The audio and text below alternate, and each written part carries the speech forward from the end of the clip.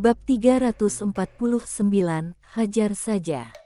Saat itu, tak terhitung banyaknya pandangan serempak tertuju ke arah penjara ilahi. Semua terkejut dan penasaran. Siapa yang akan menapak jalan dewa di sana? Penjara ilahi. Di atasnya, di galaksi bintang, seberkas-seberkas cahaya bintang memancar dari sana tanpa henti. Bersamaan dengan itu, dari kedalaman galaksi bintang semesta merembes keluar satu aura yang mengerikan, menekan segalanya. Para kuat dari penjara ilahi terhenyak melihat pemandangan itu. Kaget berubah jadi penasaran. Mereka menoleh ke punggung gunung. Siapa yang hendak menjadi dewa? Di puncak belakang, seorang pria berdiri di ujung tebing. Tubuhnya dilingkari cahaya bintang tanpa batas, layaknya dewa turun ke dunia. Cahaya itu gemilang, menerangi seluruh galaksi bintang bak siang hari. Pria itu adalah Raffiye. Di dalam cincin penyimpanan, ia menghabiskan 5 tahun penuh menembus dan memahami jalan bintang milik Dewa Bintang. Lalu ia meminjam kekuatan rasi-rasi di galaksi bintang untuk menantang ranah dewa sejati. Baru tubuhnya. Masalahnya, ia tidak punya uang. Kalau ada, beri dia sedikit waktu lagi, bahkan ranahnya pun bisa ditembus. Tak jauh di belakangnya berdiri Hana dan warden penjara itu. Warden berseri-seri, sang dewa agung akan pulih. Hana menatap Raffiye tanpa suara. Ia sadar, yang di depan mata ini bukan hendak pulih, melainkan menembus. Pulih dan menembus, tetap beda. Ia pun sempat bingung. Raffiye berdiri di puncak. Saat ini ia bak pusaran raksasa. Cahaya bintang tak berujung berduyun-duyun mengalir ke arahnya. Di saat yang sama, tubuhnya berubah dahsyat, laju perubahannya. Bisa dilihat mata telanjang. Di luar penjara ilahi, para kepala kuil dari berbagai kuil berubah wajah saat melihat ini. Raut mereka langsung menggelap. Jelas, di penjara ilahi. Tepat saat mereka hendak memerintahkan serangan besar, tiba-tiba, di satu galaksi lain muncul fenomena aneh. Itu jalan dewa. Ada yang hendak menjadi dewa. Seru seseorang ketakutan. Beberapa kepala kuil saling berpandangan ngeri. Yang di penjara ilahi Moke hendak jadi dewa, itu masih bisa dipahami.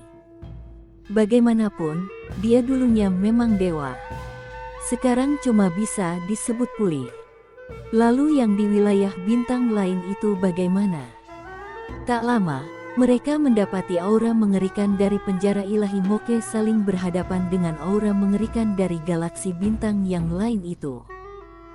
Kepala kuil Jalan Dewa, Tom, menurunkan suara, pertarungan jalan dewa. Anan menatap jauh ke galaksi itu. Tahan dulu. Yang lain mengangguk. Mereka memutuskan menunggu. Di puncak, Raffiye juga sempat tertegun saat merasakan aura lain itu. Ada orang lain juga hendak menjadi dewa. Ia mendongak. Di kejauhan, di galaksi bintang sana, ia melihat sosok yang sangat dikenalnya. Saat melihat jelas, ia benar-benar terkejut. Gita. Gita tidak menoleh ke arahnya. Ia melangkah selangkah demi selangkah menuju kedalaman jalan agung itu. Di tubuhnya ada satu obsesi yang menakutkan. Obsesi itulah yang memaksanya bertahan hidup. Yang mendorongnya terus memanjat ke tempat tertinggi. Raffiye menarik kembali pandangannya. Ia kembali menyerap kekuatan bintang sejadi-jadinya. Meski berteman, saat seperti ini, tentu tidak ada yang namanya mengalah. Dalam pandangannya, ini pertarungan para ksatria. Kalau mampu merebut, maka itu jadi milik Raffiye. Kalau kalah, ya beri restu. Ia menatap jauh ke kedalaman galaksi bintang. Namun tak lama, ia jadi agak kikuk. Sial. Tidak ada jalan dewa. Normalnya, setelah syarat terpenuhi, jalan dewa akan turun menjemput. Sekarang, ia jelas sudah memenuhi syarat. Tetapi, tidak ada jalan dewa. Keningnya berkerut menatap jauh ke galaksi bintang. Di bawah saja ia sudah ditekan. Masa kesini juga mau ditekan? Harusnya tidak. Saat itu, Warden di bawah buru-buru berseru, "Sang Dewa Agung, Anda harus berikrar kepada para dewa. Anda pasti tahu." Raffi Ye terdiam. Ia mendadak teringat. Di era para dewa, siapapun yang hendak menjadi dewa harus mengajukan ikrar kepada para dewa. Asal ada dewa yang mengakui, jalan dewa akan turun menjemput. Ikrar itu, sejatinya adalah mempercayai satu dewa. Jadi pejabat, di atasmu harus ada orang. Jadi dewa, di atasmu harus ada dewa. Tanpa dewa, kau tidak akan pernah naik. Iman. Raffi Ye terdiam. Prinsipnya berbeda dengan para dewa. Suruh ia beriman. Omong kosong. Jelas ia tidak mungkin beriman. Dan sekalipun ia mau, dewa lain pun tidak akan percaya. Lalu, ia mendongak ke kedalaman galaksi bintang. Matanya menyipit. Satu gagasan terbentuk di kepalanya. Tak ada jalan. Buka jalan sendiri. Hajar naik. Begitu terpikir, darahnya benar-benar bergolak. Namun ia cepat menenangkan diri. Tidak. Kepala panas ada harganya. Sejak merasakan hajaran keluarga yang, ia belajar lebih tenang dan dingin. Kalau sekarang memaksa naik, sial, sanggupkah melawan para dewa? Jelas tidak. Satu dewa saja belum tentu bisa ditangani. Belum lagi kemungkinan dikeroyok. Tanpa berkah jalan dewa, aura jalan agung milik Raffi Ye langsung kalah oleh milik Gita. Melihat ini, Warden jadi cemas. Sang Dewa Agung, cepat ajukan ikrar. Raffi Ye menoleh, siapa di antara para dewa yang pantas kupercayai? Warden sempat bengong. Lalu tersadar. Sial, hampir lupa kalau yang di depan ini adalah Dewa Agung. Menyuruhnya beriman pada dewa lain. Memang agak. Warden bertanya, kalau begitu, apa rencana Anda, Sang Dewa Agung? Raffi Ye menatap ke kekosongan. Kalau memang tak ada jalan, ya kita buka jalan. Aku putuskan untuk hajar naik. Hajar naik. Gila. Warden melongo. Segalak itu. Hana juga sempat heran. Raffi Ye tiba-tiba berkata lagi, hari ini tidak tepat untuk bertarung. Lain waktu kita hajar. Warden terdiam. Raffi Ye mengangkat kepala menatap Gina di ujung galaksi bintang. Ia berpikir sejenak, lalu mengibaskan lengan. Semua aura jalan agungnya ia tarik mundur. Ia sengaja memberi jalan. Di jalan agung merah itu, Gita melangkah naik setapak demi setapak. Setiap langkah, obsesinya kian dalam. Pada akhirnya, obsesi itu begitu kuat sampai seluruh jalan agung merah ikut bergetar. Di bawah, Cakra menatap Gita yang auranya kian menakutkan. Ia begitu bersemangat. Di sampingnya, wajah Jones justru sangat tenang. Cakra berseru, Kepala Akademi, Gita sebentar lagi akan menjadi dewa. Sambil bicara, ia tiba-tiba tersadar. Ia menoleh ke Jones. Melihat raut Jones, Cakra bingung. Kepala Akademi, Anda. Jones menatap Gita yang makin menjauh.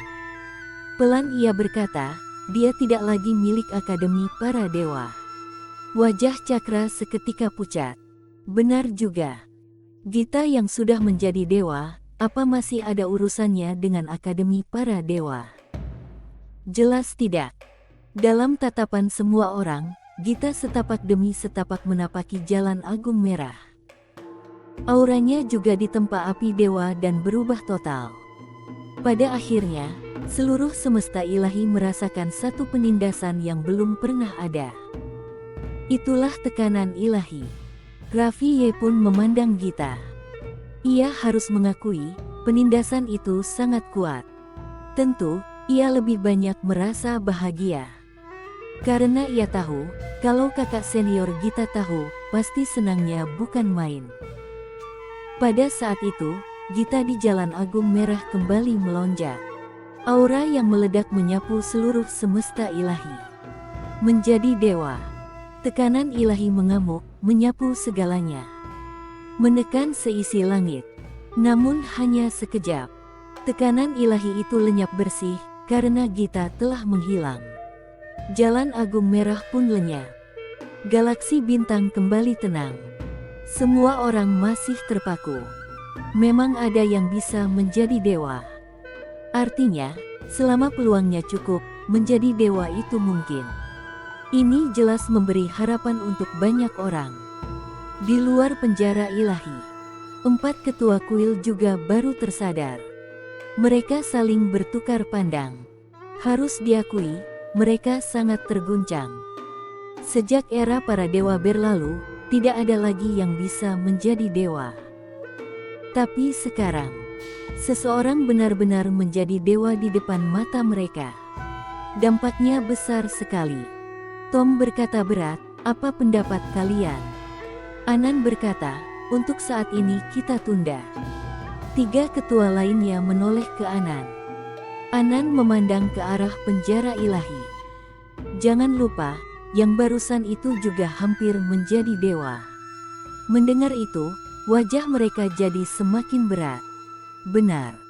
Barusan, yang di penjara ilahi juga hampir kembali menjadi dewa.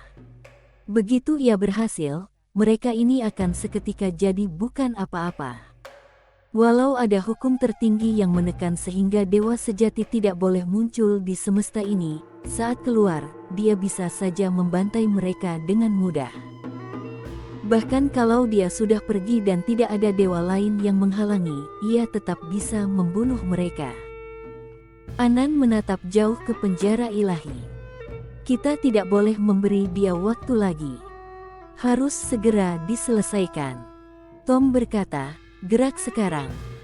2 ketua lainnya mengangguk, menyatakan setuju. Anan berkata, "Hancurkan dulu batasan yang ditinggalkan Dewa Moke." Sambil bicara, telapaknya terbuka. Bangun formasi. Di wilayah bintang langit, seketika puluhan juta sinar ilahi menembus langit. Puluhan juta sinar berkumpul di satu titik, membentuk formasi emas raksasa. Dari formasi itu, menyapu keluar aura mengerikan. Artefak pembunuh dewa. Menjadikan artefak pembunuh dewa sebagai inti formasi. Formasi Dewa Langit. Formasi terkuat wilayah bintang langit. Begitu langit ilahi bergerak, kartu truf langsung dikeluarkan. Melihat ini, di kejauhan, warden penjara ilahi langsung menggelap wajahnya. Mereka nekat mati-matian. Ia mengangkat tangan. Bertahan. Boom. Di dalam penjara ilahi, aura-aura mengerikan meledak ke langit satu demi satu. Penjara ilahi juga memiliki formasi yang dulu ditinggalkan Dewa Moke. Hanya saja, di era para dewa, formasi itu pernah dihantam para dewa secara bersama. Karena itu, sekarang formasi Moke tinggal sisa-sisa saja. Warden seolah teringat sesuatu. Lah buru-buru mendekati Raffiye. Dengan hormat ia bertanya, "Sang Dewa Agung, bagaimana menurut Anda?"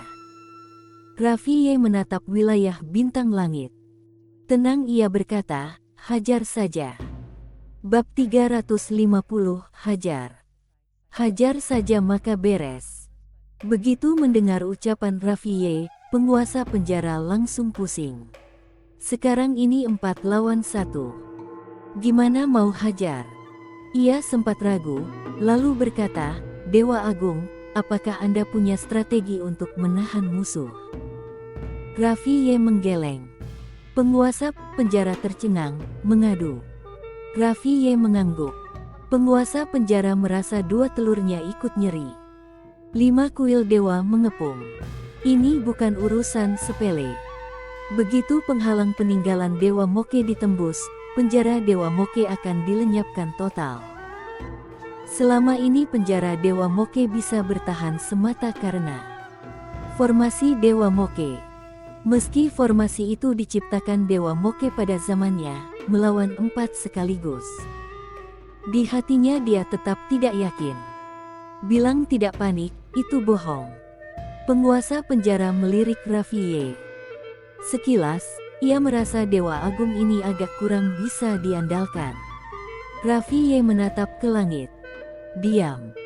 Di kejauhan, di dalam formasi Tuhan Langit, artefak pembantai Dewa Cermin Tuhan Langit berada di pusat. Ia terus-menerus menuangkan energi mengerikan ke dalam formasi. Seiring energi berkumpul, formasi Tuhan Langit mulai menunjukkan daya sejatinya. Di sekitar formasi, galaksi bintang dikocok jadi pusaran galaksi bintang. Tekanan dahsyat memancar tak henti, menyapu segala hal. Melihat formasi itu, para kuat dari penjara Dewa Moke langsung memasang wajah tegang. Formasi ilahi yang memakai formasi pembantai dewa sebagai inti, kekuatannya terlalu mengerikan. Mungkin tak bisa melawan dewa sejati-sejati, tapi di bawah dewa sejati, ahli ranah dewa semu, dewa rata-rata mustahil menghadapi formasi semacam ini, apalagi artefak pembantai dewa. Saat itu, di luar penjara Dewa Moke, suara pemimpin kuil Jalan Ilahi, Tom, menggema, bangkitkan formasi. Guruh menggelegar. Di galaksi Jalan Ilahi yang jauh, sebuah pusaran raksasa tiba-tiba terbentuk. Di dalam pusaran, puluhan juta sinar ilahi saling membelit, bak galaksi bintang yang berkilau. Di pusat terdalam, sebuah segel emas raksasa berputar dengan kecepatan tinggi. Segel Jalan Ilahi. Artefak pembantai dewa. Dari segel Jalan Ilahi, energi emas yang mengerikan meletup keluar, mengalir ke formasi Jalan Ilahi. Begitu energi terus mengisi, formasi itu meledakkan tekanan tanpa batas, dan langsung mengunci penjara Dewa Moke. Seluruh penjara Dewa Moke merasa seakan puluhan ribu pegunungan menindih dari depan. Di dalam, para kuat semakin pucat. Penguasa penjara di barisan depan tampak sangat tegang. Lah tahu, kali ini 4 kuil benar-benar serius. Tentu, ia juga heran.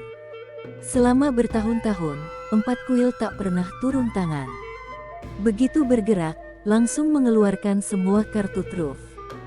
Jelas, sosok seorang dewa sejati membuat 4 orang tua itu merasa terancam. Sekali bergerak, langsung niatnya mematikan. Bangkitkan formasi. Saat itu, suara pemimpin kuil dewa sesat, Keseng, juga menggema di langit dan bumi. Guruh menggelegar. Seiring suaranya bergema, di galaksi dewa sesat yang jauh, sebuah tombak merah darah menembus langit. Itulah artefak pembantai dewa, tombak dewa sesat. Di sekelilingnya, kabut darah berpilin, memancarkan aura jahat yang membuat hati menciut. Saat ia menembus suatu wilayah bintang, seluruh wilayah itu langsung mendidih. Dengan tombak dewa sesat sebagai pusat, sebuah formasi raksasa merah darah diam-diam terkondensasi. Formasi itu menutup seluruh wilayah bintang. Aura jahat yang mengerikan bergemuruh seperti air mendidih, meraung dan mengamuk. Formasi dewa sesat. Bangkitkan formasi. Belum sempat orang bereaksi, suara pemimpin kuil kebangkitan, John, juga menggema di segenap jagat. Di galaksi kebangkitan, sebuah bagian galaksi bintang mendidih. Dari sana, sebuah kitab kuno terlihat pelan-pelan terbentuk. Itulah artefak pembantai dewa milik kuil kebangkitan, Kitab Kebangkitan. Di sekitarnya menyebar cahaya lembut. Halamannya membuka sendiri tanpa angin. Dengan Kitab Kebangkitan sebagai pusat, di sekitar galaksi bintang muncul huruf-huruf kuno. Bersama huruf-huruf itu, terdengar lantunan kuno. Seiring lantunan bergema, kekuatan mengerikan menyelimuti langit dan bumi. Formasi kebangkitan. Setiap aksara menyimpan daya pemusnah langit dan bumi. Aura yang dipancarkan formasi kebangkitan bahkan lebih kuat dari 3 formasi lainnya. Dewa Kebangkitan. Memang bukan dewa tertinggi, tapi termasuk super dewa sejati. Dulu, ia adalah kandidat teratas untuk menjadi dewa tertinggi. Keempat formasi kuil sudah diaktifkan. Semuanya mengunci penjara Dewa Moke. Di dalam, semua orang ngeri melihat skala pergerakan ini. 4 kuil benar-benar datang untuk bertaruh nyawa. Penguasa penjara gelisah. Ia menoleh ke Raffiye. Melihat Raffiye tetap tenang, hatinya sedikit lega. Bagaimanapun, ini seorang super dewa agung. Pasti ada kartu truf. Raffiye tiba-tiba berkata, "Bangkitkan formasi." Penguasa penjara langsung mengangkat lengan dan berteriak, "Bangkitkan formasi." Guruh menggelegar. Di penjara Dewa Moke, di kedalaman bumi, rantai-rantai merah darah menembus langit. Rantai-rantai itu sebesar naga. Di permukaannya, mengalir cairan darah yang tak diketahui, memancarkan bau anyir dan aura jahat yang membuat hati menciut. Saling bersilang dan melilit, dalam sekejap membentuk jaring darah rapat tanpa celah, menutup seluruh penjara Dewa Moke. Dari rantai-rantai itu, keluar hawa dingin yang haus darah, seolah mampu mengikat semua jiwa makhluk hidup. Saat itu, Hana mengangkat tangan tombak kematian melesat dari genggamannya, menembus langit, dan langsung menancap di pusat inti formasi Dewa Moke. Dengan bergabungnya tombak kematian Moke, formasi Dewa Moke meledakkari kekuatan yang lebih mengerikan. Di inti, tombak kematian Moke bergetar hebat. Ia memuntahkan aura kematian yang pekat, menyatu dengan daya formasi. Formasi Dewa Moke. Formasi besar peninggalan Dewa Moke. Meski pernah dihancurkan bersama-sama oleh para dewa, ia tetap menakutkan. Auranya jauh melampaui 4 formasi di kejauhan. Inilah Dewa Agung tertinggi. Raffiye menatap formasi itu. Di dalam hati, ia pun terkejut.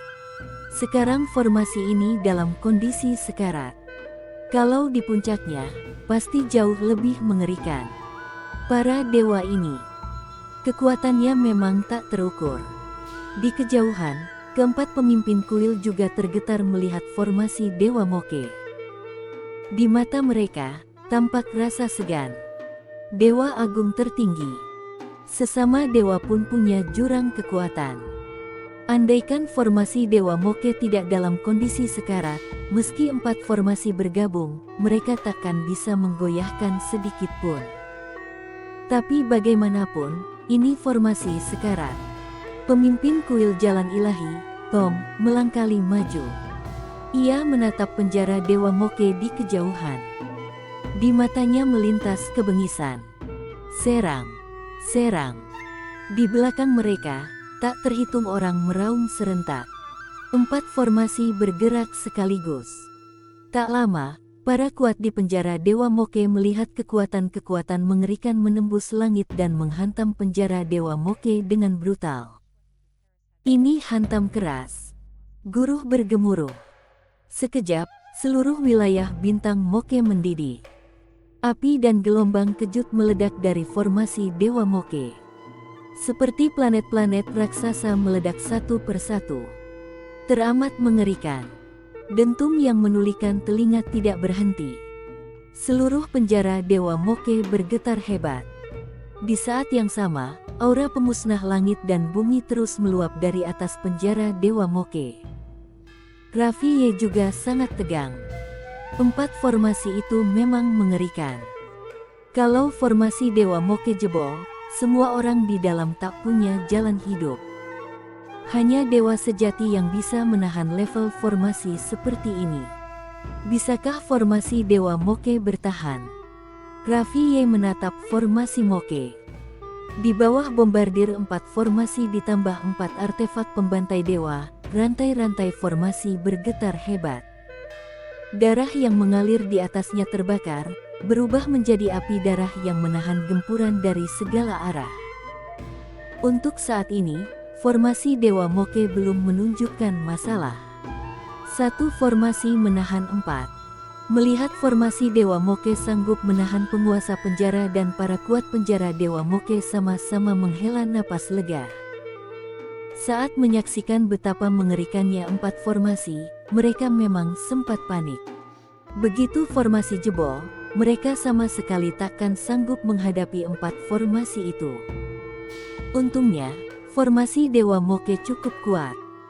Di luar, melihat formasi Moke bertahan, wajah para pemimpin kuil sama-sama mengeras. Mereka tak menyangka formasi Dewa Moke bisa 1 lawan 4. Dan ini dalam kondisi sekarat.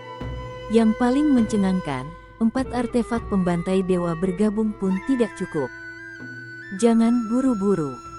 Saat itu, pemimpin kuil kebangkitan, Anan, membuka suara.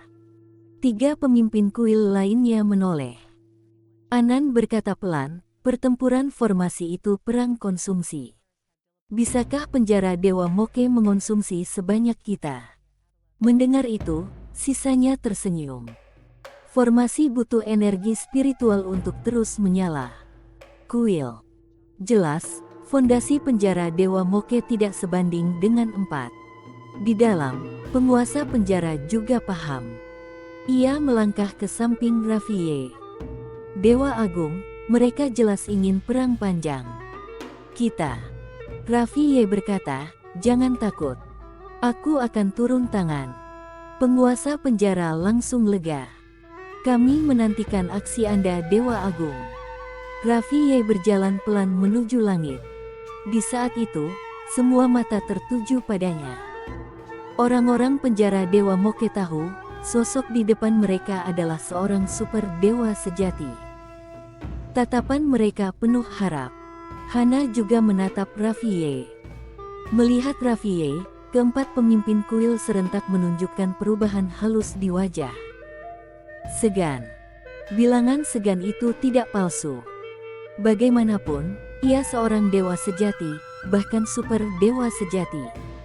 Level kuat seperti ini, siapapun tak tahu apa saja jurus yang ia simpan. Penguasa penjara pun bersemangat melihat Raffier melangkah keluar. Dewa Agung ini akhirnya akan unjuk kewibawaan.